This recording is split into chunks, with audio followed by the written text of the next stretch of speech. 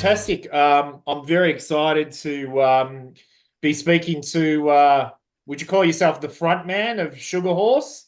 I guess, I guess you could. Yeah, I'm Ash. I sing, play guitar for a band called Sugar Horse from the UK. Fantastic. Yeah, and it's how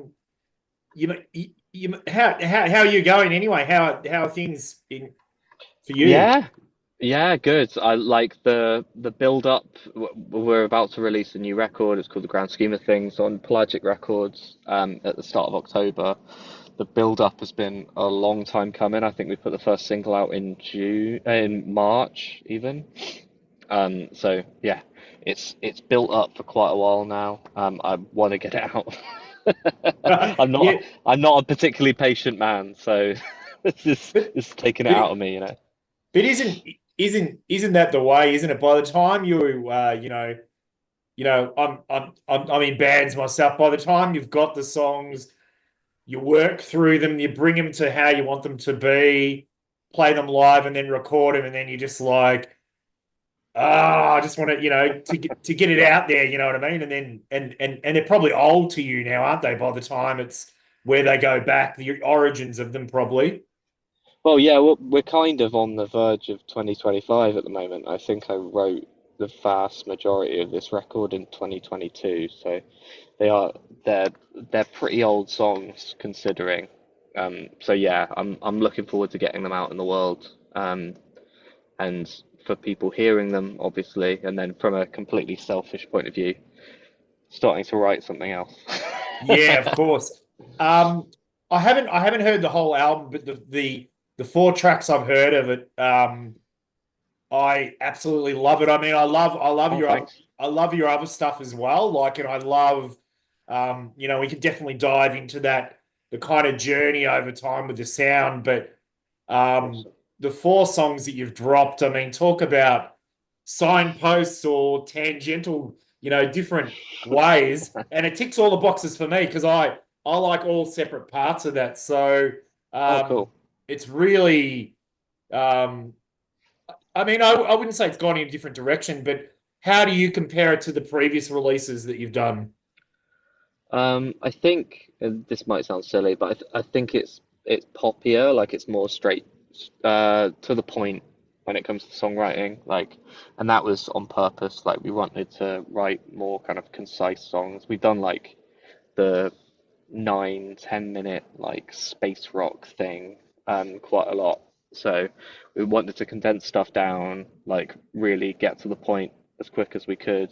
Apart from in like a couple places here and there, but yeah, that's mainly the difference. And then also like I think our last, um, most of our releases kind of are a bit all over the place with the like dynamics and like where the more melodic bits are and where the heavy bits are. And I think this record is more of a ramp up, you know. It starts pretty calm and then it like ramps up into the hell towards the end. Yeah, yeah. I mean, but you have to say you can even do that in one song too. You do that very well in one song. I think like Oh, it's. cool, thanks. I mean, I think I obviously I haven't heard the whole album, but when you take I suppose Spit Beach when you've got you know it's to me it sounds almost you know quite proggy and definitely Hmm. a lot of melody, and then it just really you know it really goes off the ramps, which is it really gets quite heavy. But I mean, it's um, so there's lots of That sounds very flavors. silly. Yeah, yeah, yeah. No, no, no. It's but that's great. Like that's um, and I think that's kind of you've done bits and pieces of that over your career anyway, haven't you? Really, like that's Yeah, I think so. It's like it's the thing that like definitely I'm interested in like those extremes of dynamics and like putting like juxtaposing things next to each other, like having a very quiet like melodic bit next to a like really fucked up like heavy crazy bit. Um, and Spit Beach is probably like the comedic extremity of that idea, where yeah, yeah, the yeah. verses are very quiet and then the choruses are like the most dumb, like primitive, like tuned as low as our guitars will go, and then down another octave, like stupidness. But like those are, I don't know, those are the kind of ideas we like playing with. Those moves between different moods where you're not like sticking to the same dynamic for like an entire song. Yeah, yeah. And I think it's yeah, and it's not. I think it's yeah, like what you're touching on. It's so much more than like fast and slow or quiet and loud. There is a lot of the transitions are really good. Like I think, um, yeah. I mean, I liked even the shape of ASMR. Like I when I heard bits of it, I don't know if you know there was quite an old Britpop band called Marion. Have you ever heard them? Oh, yeah, yeah, yeah, Yeah, yeah. so they're like a kind of I don't know what part of England, excuse my ignorance, but yeah, they were kind of like a dramatic in the kind of suede way, those kind of bands, but Yeah. really one of the best bands vocally. So that I was like, hang on a minute, this is amazing. And then it really it's that atmospheric stuff, but they're heavy. It's just yeah. I, Oh, what thanks. I'm saying is you do that really well. Yeah, thanks. I like that song. I've been trying to write something like that for ages, where it's like it's kind of it's heavy, but like really melodic at the same time. It's quite a hard thing to marry together. It's very difficult to try and write like a heavy part like at the end of that song that's that has a degree of like melody to it. So yeah, I really like that one. There's there's a couple more other bits in the record that are along those same lines, I think, although a bit more melodic. And then there are some there are some horrible parts that I'm sure other listeners will like as well. Where- where's new Dead Elvis fit into the scheme of things? I think that's like um the the pop song on the record because it's like 3.5 minutes. It's very like to the point and straightforward, and it's like this is gonna sound weird, but I, me and I don't think any of the other guys in the band either would like identify as like metalheads. We're we're into like a ton of different music, and yeah, we like some metal bands, but I wouldn't say that any of us would identify as like liking metal Yeah, yeah. specifically. You know what I mean? Um, So there are some like tropes to metal that I find like quite funny, and sometimes I try and like incorporate them in our songs for like fun. But that song is like the chug song, so Yeah, yeah. we don't really have a song where we do like chugs. Mostly because I write like a chug bit and it sounds like the stupidest shit. Like, but that came out pretty good, I think. It's a good chug song. That's how I always think of it, the chug song. Yeah. Sometimes that's the most stupidest, ignorant riffs kind of make it interesting as well. I mean, there's obviously a lot of variation in metal from there, but then even I think even your kind of fellow countrymen that I know you've worked with before, Conjurer, they Oh yeah. um, love all their records and they played live this year and just amazing. Like I just think they could go into bits that are so emotive and really, paying a lot of like you guys paying a lot of consideration to song structure and how you're writing the song, and then Mhm. going into something, really just really, really heavy. So I mean, yeah, I mean, I probably hear more post metal and kind of almost post hardcore in some of your stuff. Like it's yeah, there's you can't pin it Yeah, I down, think you know? Conjurer are definitely like metal guys. Yeah, yeah. I think we're definitely like our songs. I wouldn't say we really write um, songs around like guitar riffs. You know what I mean? They're more based around like how like a pop song would get written where it's like some chords and a vocal, you know what I mean? And Yeah. then the riffs might be slotted in like afterwards, but they're not like the main focus. Where I think, and I like loads of metal like this, so I'm not like trying to insult it or anything, but like I think lots of metal is very focused on like the guitar riff or like the instruments individual parts, where we're thinking about like the song as like a like traditional, like pop song, you know. Yeah, no, no, you can definitely hear that. And I know that you've got, I think I've seen in the past, whether it was on video or like written press about, your fans of like stuff like The Fall and stuff like that. And I think I think it's a mix of writing like good pop songs, but also that quirkiness as well. Like it's just, I think it's like like a lot of those bands.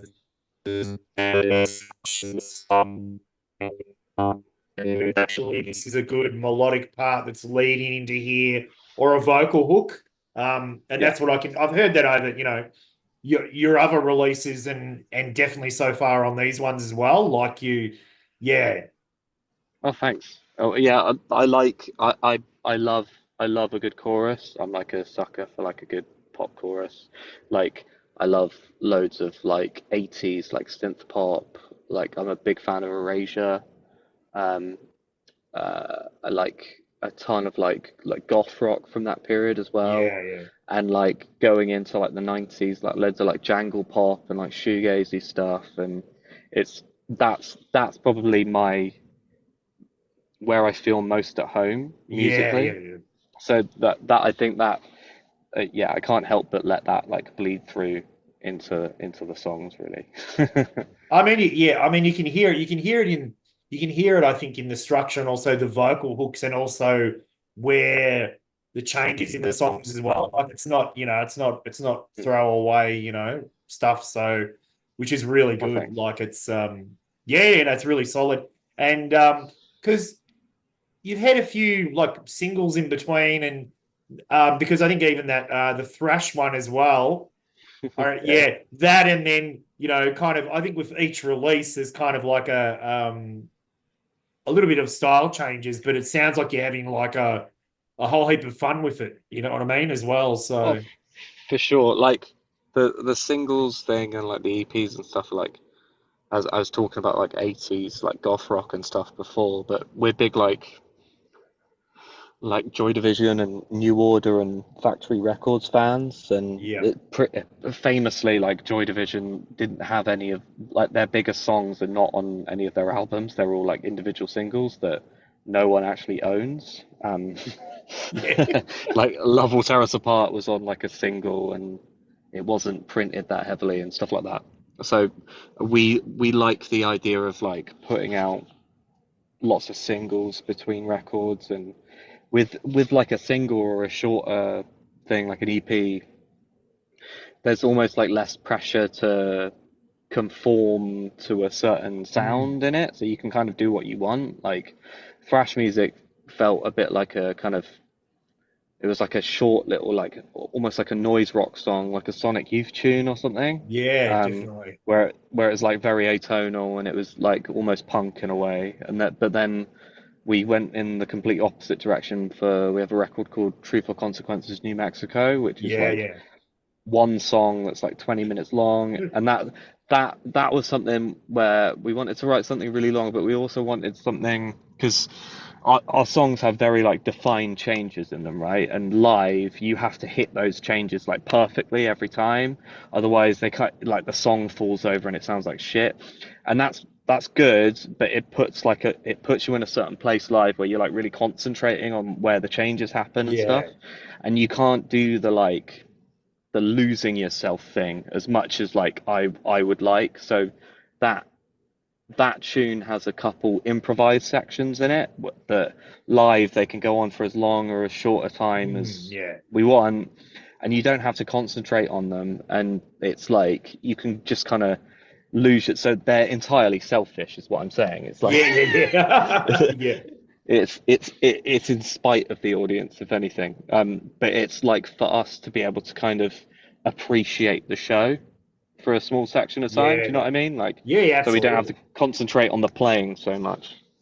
Yeah, no, no, because it can be fatiguing, can't it? Like it's in in my band recently, we finally got the in ears, and I was like, Oh yeah. I nearly, I don't play an instrument. I can only kind of scream or pretend to sing, and the concentration level was just like, like wow, it's really, because you're prepping yourself and you don't, you do want to kind of have that, you know, where you can kind of just enjoy yourself and kind of wig out a little bit in a bit free form, but you got to really concentrate. So it's, it's, Yeah, especially a long I song like that, like that's, yeah, that's, oh, don't get me wrong, the rest of the song has loads of changes in it. It's just like both of those improvised sections are like towards the end. And it's not like they're improvised in the sense where we have to concentrate on like really playing like the best solo ever. Like one bit, me and Jake are literally playing just entirely random notes over like the same repeating bass line, and it's supposed to be like this atonal, like horrible section. It's nicked from like I don't know if you've ever heard like Drive Like Jehu or anything. yeah, yeah, Um, yeah, yeah.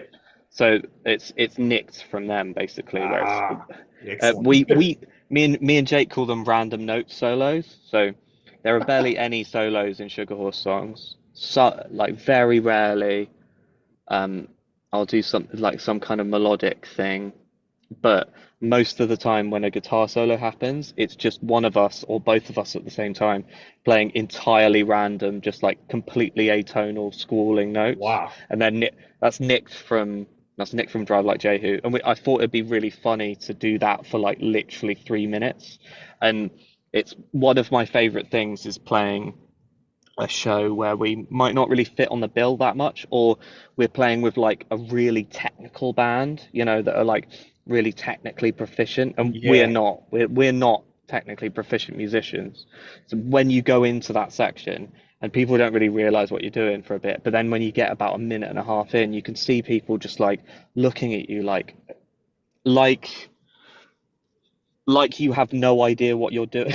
You know what I mean? Like they're looking at you like, are you trying to like play guitar well here? Like, and that's one of my favorite things ever. And then just after that is like an extended drone section where we just Mm. hammer one note at like battle volume for again, sometimes it lasts for like 30 seconds in a night. A couple of times we played it live and it's been like 5 minutes. And you can see people like ducking in and out from it, where Yeah. some people be at the front with their arms in the air, like, yes. And some people will just like leave the room with their fingers in their ears. And yeah, it's cool. That's fantastic, but that's you're having a great time, but it's also it's it's something for those, and other people are going to detest it. You know what I mean? Like that's a Exactly. It sorts the wheat from the chaff, you know what I mean? But yeah, it does it's 100%. Like that's it's mainly entertainment for us because we ah can. So also, what also helps is live. We the only lighting we have is backlight. So from wow the from the audience, when people are looking at us, we just look like silhouettes. But from our perspective, you can see everyone in the crowd and like exactly what they're of doing for the course whole set. So you can see people like get bored in these sections, like walk off, or like really hate it, or like be weirdly into it, and it's so good. Like just being able to like watch those reactions, it's like one of my favorite things oh that's about playing that song live. That's great. Yeah, that's like pretty. Yeah, that's way different. I like that concept. That's good to kind of really, I've seen bands too that they face kind of the back of the stage as well. There's all Mhm. sorts of variations of where you want to have that interaction, or also can focus on the crowd. But that silhouette thing is great.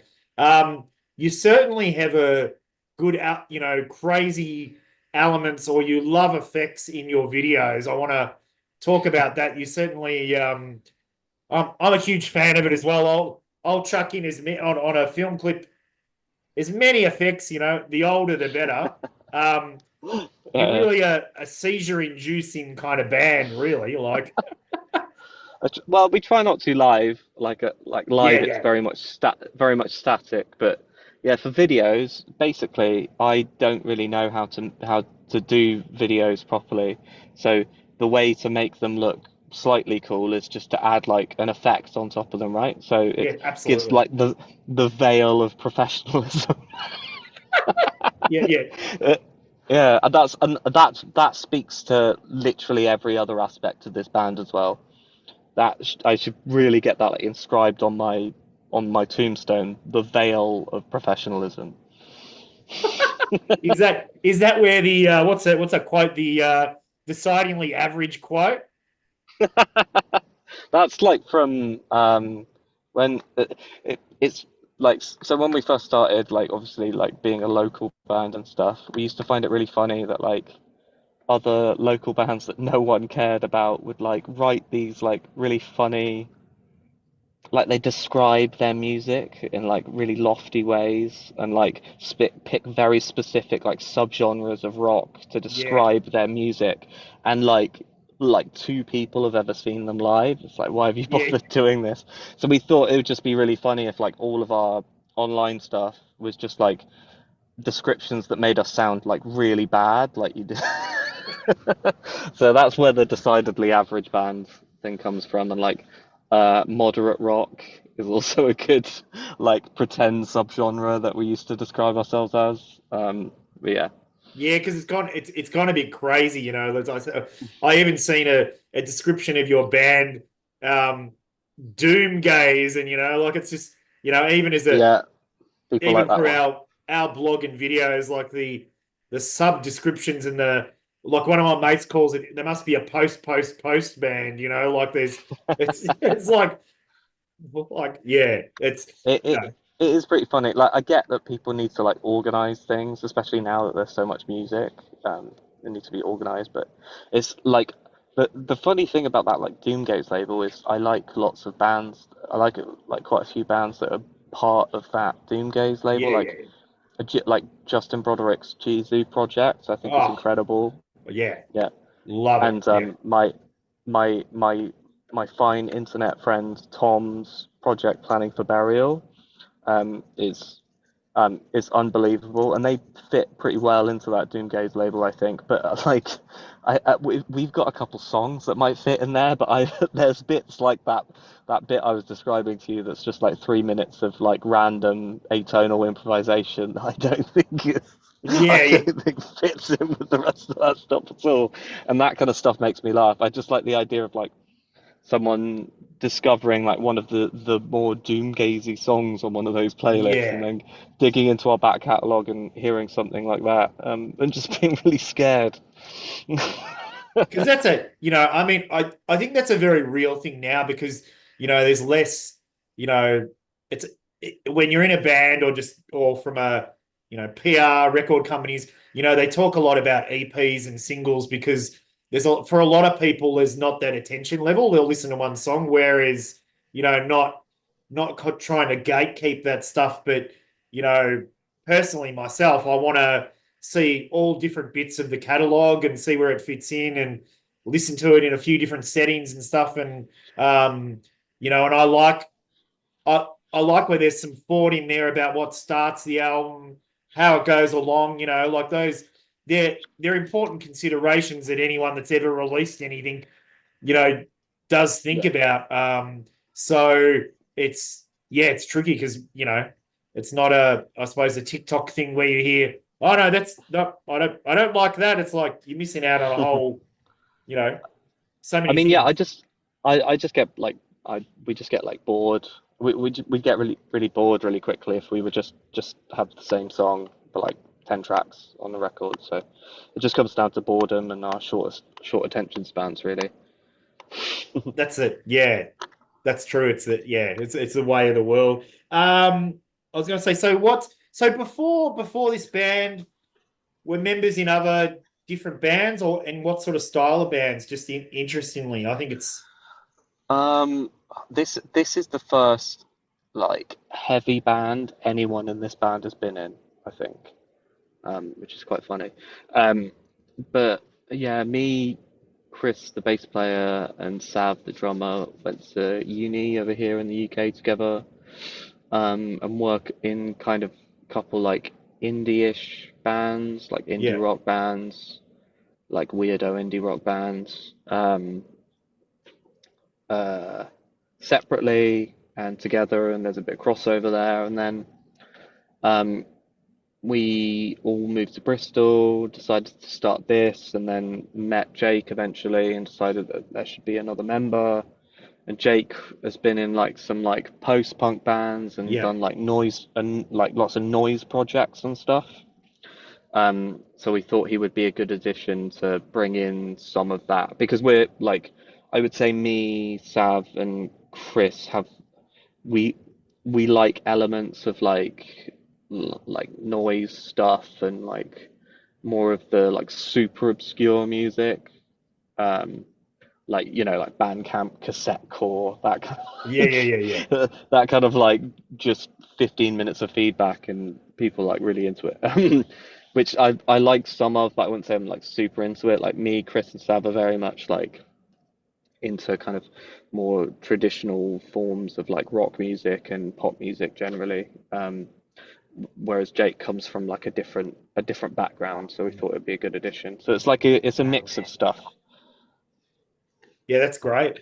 I mean, it all comes through in that overall sound, and and I suppose also the journey of what you've done. Um, you've you've always had some good. I mean, there's two things. You've always had good art direction so far, including the new album, and even for the singles, you've had really good art. Where does that tie together for you? The kind of the intersection between art and music. I mean, we know it's a pretty well established one, but yeah, I think it's great. And if you want to talk about the album cover, because I think it's really good. Uh, Oh, thanks. It's so the album cover's done by a very talented woman called Myrna. Um, I think she lives here in Bristol, but she's a Mexican artist originally. wow. Um, so, and it's funny because we were like looking for suitable art for this record. We found the art that's the cover that's right behind you now, Yeah. and also Move that's to the side. yeah, yeah. There's part of the inside cover on the vinyl and like the back cover and some of the single covers. All found them together on her like Instagram site, Excellent. and then reached out to her about it because we thought they were all in keeping, and they're quite old paintings by her. So that I wouldn't say they're that in keeping with her style like now, which is very much its own thing, which is also very cool, and I Yeah. would recommend you go check it out. Yeah. I guess her style now has a lot more of a modern edge to it, but we wanted something that almost felt like fine art, you know, Oh, um, that's what it looks something like. that you Yeah. yeah, something that you'd see in like an art museum or something, Absolutely. uh, which kind of fits in with like the like over the top like grandiosity of this record in a way. And yeah, we just thought that fit really well, and she was a good choice. Plus, we wanted like before this record, all of our previous artwork has been in like two-tone, Mm. like black and white, um, on purpose. But we wanted to move into color Yeah. as Yeah. well. So yeah, it seemed like a good choice. Yeah, I love the album artwork on this. I think it's really cool. It's gonna be, yeah, I mean, it's gonna be great for promos, but I think also for t-shirts and stuff as well. I think it's good, like it's I mean, I know I love like merch that's in a sea of probably all the black t-shirts that we have, but I like something that's a little bit different, you know what I mean, that has, there's only so many skulls and very old art you can have on that. I think it's great, like it's, or you can have Oh, it up as an actual picture in your house, and that it's just like, that's it's clever. definitely. And the weirdest thing about this artwork is I believe someone in Mexico owns this painting. So they probably don't even know that it's like the cover Yeah. of a record right now. So I think that's kind of cool. I'd like the idea of them just going on the internet one day and then stumbling across it and being like, hold on. So your lyrics are they reflective? I mean, I know some songs are definitely quirky, but there's definitely um you can also pick up some quite serious kind of insightful lyrics as well. So Thanks. yeah, what is it? That obviously changes over time. It changes with what's going on in life, but what's Um, yeah, I'd say like it's weird because we're not the most serious people in real life, and obviously the like song titles are not that serious. Most of them are like just in jokes or like based on some stupid pop culture thing. But the lyrics, especially on this record, I guess, are very serious. Like the general theme of this record, I wrote the words to this record around the time my father died in 2022, and I kind of wrote it around like in the course of him dying and while he was dying and after he died, and it's all kind of based around that. So it's based around obviously the process of death and his death and me coming to terms with it, but it's also like takes elements of his personality and his life and wow. me comparing his death to the deaths of others around that time, and it's it it's like it's kind of a cathartic, like I guess you could call it like a cathartic journey through the like grief process in a way. Yeah, yeah. Yeah, you can definitely hear those elements. I haven't seen, obviously, I haven't got it in front of me, but I can definitely, yeah, some bits of it. I was like, there's some, pretty, yeah, reflective stuff there, which obviously fits into what you're talking about. Yeah, it's a, Thanks. I really like the words to this record. There's a song on it that you won't have heard yet, but you'll hear it soon called "Corpse Thing," which is probably my favorite song that I've ever written for this band. That's like it's like as I said, I kind of write.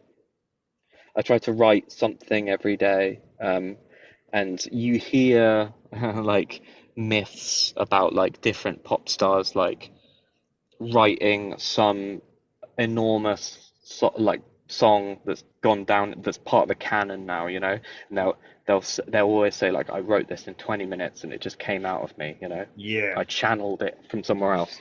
But that like this song Corpsing is one of those, and I didn't really think that they could happen, and then that happened, and I wrote the whole thing in about half an hour, and I'm really proud of it.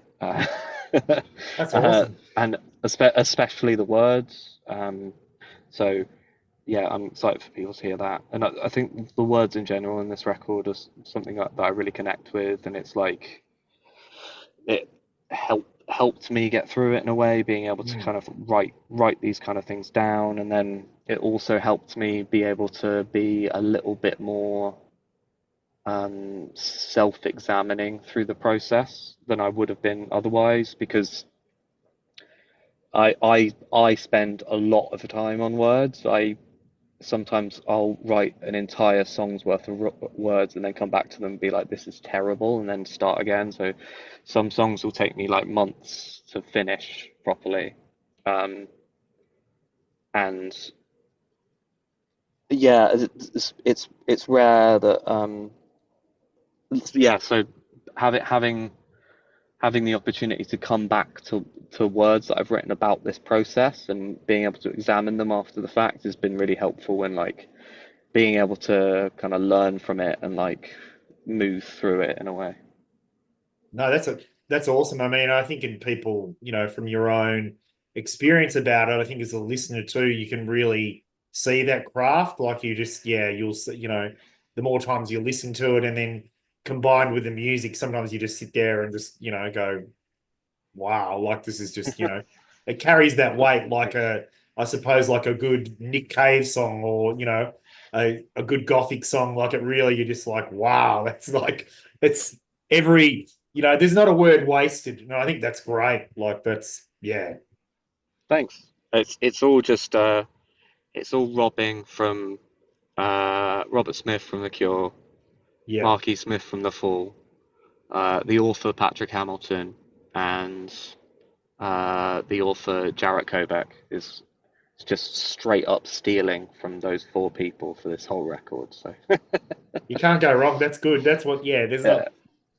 there's not much original, but that's all right. Yeah, they're pretty good ones to draw from. Um, have you got any? Obviously, the main thing is October 4th for the album release. Have you got any collabs in the future planned as well? We'll see. We'll Yeah, see. I haven't got anything set in stone yet. yeah, We've got shows coming up, but nothing in view, which would be like record releases just yet. But I have I have ideas. I have some things written, in part. So I'm most looking forward to being able to work on them, yeah, to be yeah. honest. So yeah, that's gonna be nice. Excellent. So obviously the album's getting launched, and do you have any tours like European tours planned anywhere else? Yeah, so we've got an album launch show here in Bristol in the UK on October 12th. And then at the end of October, going into November, we're going on tour in Europe and the UK, with a band called Pine, who are from Manchester here in the UK, who are like a Godspeed You Black Emperor type Oh yeah, post-rock yeah, band. excellent. And then also going on tour with another Pelagic Records band called Hippo Tractor, who are like I guess they're like a technical metal type Oh yeah, yeah. thing. Wow, excellent. Yeah, it And, should be a cool tour. and do you have any possible plans to come as far as the Pacific region like us in the future? Is We that w- we would love to. We would love to. I like my I'm really good friends with someone called Damien Sale who plays bass in a band called McCluskey. oh yeah, excellent And band, yeah. they come to Australia quite a lot. And Damien really loves it over there, even though he hates hot weather. So he's got to love it like quite a lot, to want to come To put back up with, to yeah. those kind of temperatures. Yeah. Yeah, yeah. So so yeah, I'm hoping we'll be able to make that journey real soon. It'll be really cool. Yeah, I'd love Yeah, to. I think it'd be very really well received. Like there's so much variety on there.